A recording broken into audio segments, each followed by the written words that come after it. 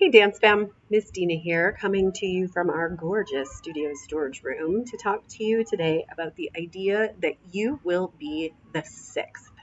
So there is an author, entrepreneur guy named Jim Rohn who is credited with the idea that you will be the sixth, that you are the average of the five people that you spend the most time with.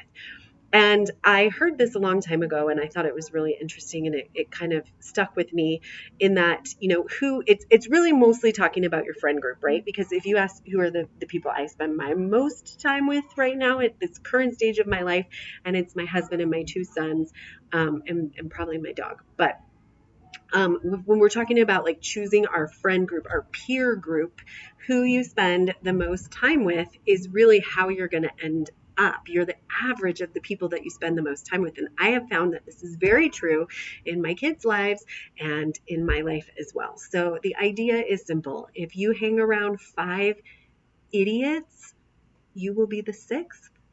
If you hang around five go-getters, you will be the sixth. If you hang around five smokers, dancers, you will be the sixth. If you hang out with five people who really are kind to one another, you will be the sixth. And if you hang out with five people who are taking care of their bodies and respecting themselves and working really hard in dance class, hey, you will be the sixth.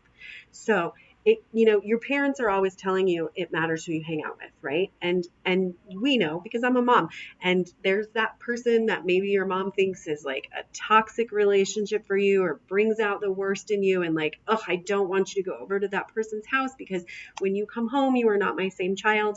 Like, you've heard that from your parents, and you're like, Mom, you're so rude. But there's some truth to it, guys, and it matters, okay? It matters who you spend your time with.